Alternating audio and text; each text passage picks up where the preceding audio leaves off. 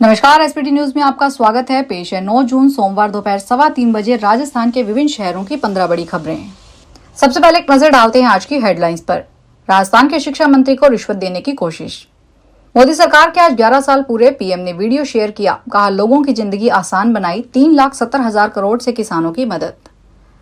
RSSB की सख्ती का असर, 90% से अधिक अभ्यर्थी परीक्षा में हुए शामिल। पीलूपुरा में पटरियां इंजन को नुकसान पहुंचाने वालों पर होगी एफआईआर। और अब खबरें विस्तार से सुनिए। राजस्थान के शिक्षा मंत्री मदन दिलावर को सरकारी टीचर ने रिश्वत देने की कोशिश की है। वह पाठ्यक्रम समिति में शामिल होने के लिए जन सुनवाई के दौरान प्रार्थना पत्र लेकर आया था। इसके साथ एक लिफाफा और मिठाई का डब्बा भी था। लिफाफे में 5,000 रुपए थे। मंत्री ने पुलिस को सूचना दे दी। टीचर से पूछताछ की जा रही है। रुपयों का लिफाफा देने वाले युवक का नाम चंद्रकांत वैष्णव है। बांसवाड़ा के घाटोल ब्लॉक में राजकीय उच्च प्राथमिक विद्यालय बुदा में पोस्टिंग है। पुस्तक लेखन का काम राजस्थान राज्य शैक्षणिक अनुसंधान एवं प्रशिक्षण परिषद करती है। उसी लेखन प्रक्रिया में वह स्वयं को शामिल करवाना चाहता था। इसी मंशा के साथ सोमवार सुबह चंद्रकांत मंत्री के जयपुर के सिविल लाइन स्थित आवास पर पहुंचा था। केंद्र में मोदी सरकार के 11 साल पूरे होने पर प्रधानमंत्री नरेंद्र मोदी ने सोशल मीडिया एक्स पर वीडियो पोस्ट किया। साथ ही उन्होंने लिखा कि हमारी सरकार की योजनाओं के केंद्र में गरीब भाई बहनों के साथ जन जन का कल्याण हो रहा है। हमने पूरी निष्ठा और सेवा भाव के साथ लोगों की जिंदगी आसान बनाने की पूरी कोशिश की है। उज्ज्वला योजना से 10 करोड़ से ज्यादा गैस कनेक्शन, मुद्रा योजना में 34 करोड़ से ज्यादा लोगों के लोन, पीएम आवास योजना में 4 करोड़ से ज्यादा परिवारों को पक्के घर, पीएम सम्मान निधि से किसानों को 3,70,000 रुपए की मदद की है। इसके अलावा फसल बीमा से 1,75,000 करोड़ रुपए की मदद की गई है। 16,000 से ज्यादा जन औषधि केंद्रों से गरीबों के 38,000 करोड़ रुपए की बचत हुई। पीएम मोदी ने रविवार को कहा था, 11 सालों में एनडीए सरकार ने महिलाओं के नेतृत्व में विकास की परिभाषा बदल दी। राजस्थान में विभिन्न विभागों में भर्ती परीक्षाओं में अनुपस्थित रहने वाले अभ्यर्थियों पर आरएसएसबी की सख्ती का असर दिखने लगा है। इसके चलते सोमवार को प्रदेश में सीएचओ सीधी भर्ती परीक्षा में 90% से ज्यादा अभ्यर्थी उपस्थित रहे। नए नियमों के तहत किए गए बदलाव का असर इस परीक्षा में साफ तौर पर देखने को मिला।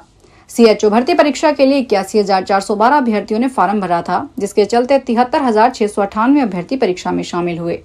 इस परीक्षा के लिए 7 शहरों में बनाए गए परीक्षा केंद्रों में सबसे ज्यादा अभ्यर्थी उदयपुर में थे। भरतपुर जिले के बयाना क्षेत्र में पीलूपुरा में ट्रेन रोकने, पटरियां और इंजन को नुकसान पहुंचाने के बाद आरपीएफ आंदोलनकारियों के खिलाफ मामला दर्ज करवाने की तैयारी कर रहा है। लगातार आरपीएफ के अधिकारी घटना के समय के वीडियो को देखकर आंदोलनकारियों की पहचान करने में लगे हुए हैं। अगर किसी स्थिति में लोगों की शिनाख्त होती है तो अज्ञात लोगों के खिलाफ मामला दर्ज किया जाएगा। Indian astronaut Shubhanshu Shukla axiom mission 4 के तहत कल 10 जून को इंटरनेशनल स्पेस स्टेशन जाएंगे। इससे पहले रविवार को शुभांशु ने स्पेस एक्स की फ्लाइट सूट पहनकर फुल ड्रेस फाइनल रिहर्सल की। इसमें असेंबली बिल्डिंग से रॉकेट तक की यात्रा और उसमें बैठने के प्रोसेस को फॉलो किया।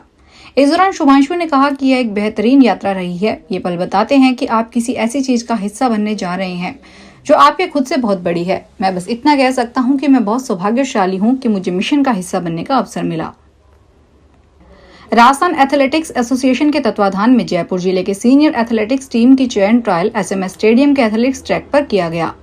राजस्थान एथलेटिक्स एसोसिएशन द्वारा नियुक्त चयन समिति के संयोजक कार्तिकेय शर्मा, डॉक्टर रामनिवास की देखरेख में संपन्न हुई चयन ट्रायल में 150 से अधिक एथलीटों ने भाग लिया। ट्रायल्स के दौरान इवेंट्स में प्रदर्शन के आधार पर 60 से अधिक धावकों का चयन किया गया। चयनित खिलाड़ी अजमेर 18 व 19 जून में आयोजित होने वाली राजस्थान राज्य सीनियर एथलेटिक्स चैंपियनशिप में हिस्सा लेंगे।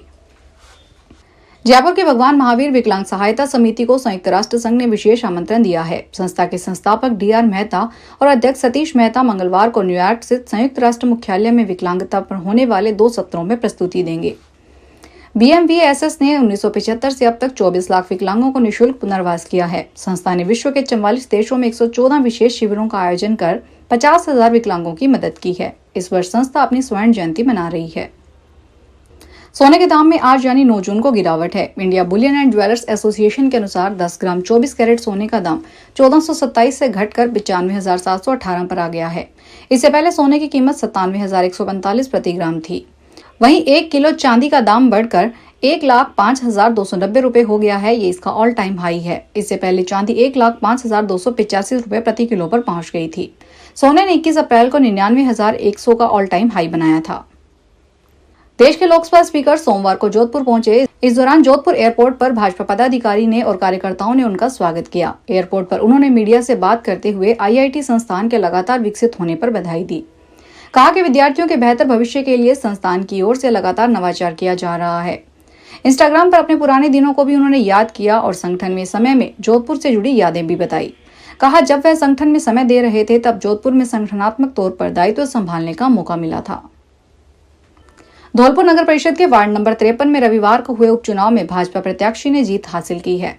सोमवार को हुई मतगणना में भाजपा की राजा बेटी बघेल को 765 मत मिले। निर्दलीय प्रत्याशी फिरदौस को 469 मत प्राप्त हुए। इस उपचुनाव में कुल 1200 से अधिक मतदाताओं ने अपने मताधिकार का प्रयोग किया। भाजपा प्रत्याशी राजा बेटी बघेल ने निर्दलीय उम्मीदवार फिरदौस को 306 मतों के अंतर से पराजित किया। रविवार को मतदान संपन्न हुआ और सोमवार सुबह मतगणना की गई।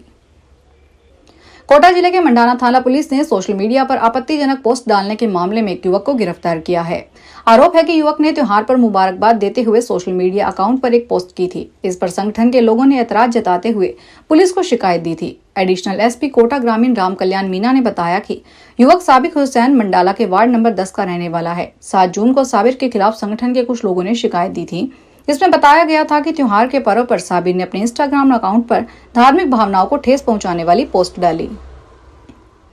राजस्थान लोक सेवा आयोग की ओर से जारी की गई सीनियर साइंटिफिक ऑफिसर प्रतियोगी परीक्षा 2024 के अंतर्गत बायोलॉजी डिवीजन, डॉक्यूमेंट्स डिवीजन और सेरोलॉजी डिवीजन विषय की मॉडल आंसर की पर आज रात 12 बजे तक आपत्ति दर्ज करवा सकते हैं।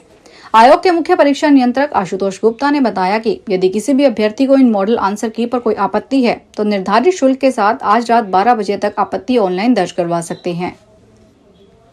रेलवे की ओर से ग्रुप डी की भर्ती परीक्षा शुरू होने का नोटिस वायरल होने की सूचना से अभ्यर्थियों में हलचल मची हुई है। नोटिस के अनुसार सीबीटी जुलाई में शुरू होने का दावा किया जा रहा है, लेकिन रेल अधिकारियों ने इसका खंडन किया है। रेलवे भर्ती बोर्ड की ओर से 21 जनवरी को रेलवे में ग्रुप डी के रिक्त पदों पर भर्ती के लिए अधिसूचना जारी की गई थी। 23 जनवरी से आवेदन की प्रक्रिया शुरू हो गई थी। इसके बाद से प्रक्रिया रुकी हुई है। पंजाब में आम आदमी पार्टी की सरकार, जिसके मुख्यमंत्री भगवंत सिंह मान हैं, जिनके निर्देश पर पंजाब के बिजली बिल हरभजन सिंह ईडीओ ने पंजाब में बिजली की कमी को लेकर केंद्र को ज्ञापन सौंपा था।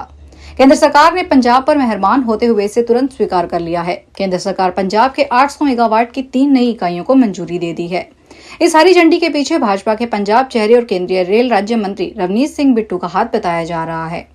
इस संबंध में रवनीत सिंह बिट्टू ने अपने ट्विटर पर ट्वीट करके जानकारी दी थी कि केंद्र के पंजाब को 3 नई उत्पादन इकाइयां देने जा रहा है। केंद्र ने पंजाब की इस मांग को स्वीकार कर लिया है। अगर ये 800 मेगावाट बिजली उत्पादन इकाइयां पंजाब को दे दी जाती है तो पंजाब में बिजली की कोई कमी नहीं रहेगी और पंजाब बिजली के मामले में सरप्लस राज्य बन जाएगा। राजस्थान में अपने घर का सपना देखने वालों के लिए सुनहरा अवसर है। जयपुर सहित राज्य के कई जिलों में राजस्थान आवासन मंडल और जयपुर विकास प्राधिकरण की ओर से सस्ते और सुविधा संपन्न फ्लैट्स व भूखंडों की पेशकश की जा रही है, जहां आवासन मंडल की योजनाओं में 11 जून तक आवेदन किया जा सकता है। वहीं जेडीए की योजनाओं के लिए आवेदन की अंतिम तिथि 12 जून है। दोनों योजनाओं को आमजन का जबरदस्त प्रतिसाद मिल रहा है और आवेदन प्रक्रिया में तेजी देखी जा रही है। आइए जानते हैं दोनों योजनाओं की पूरी जानकारी विस्तार से। फिलहाल इस बुलेटिन में इतना ही, फिर हाजिर होंगे बड़ी खबरों के साथ। अगर आप भी अपने आसपास की छोटी बड़ी और महत्वपूर्ण खबरों से अपडेट रहना चाहते हैं तो सब्सक्राइब कीजिए हमारे चैनल एसपीटी न्यूज को और प्रेस कीजिए बेल आइकन पर।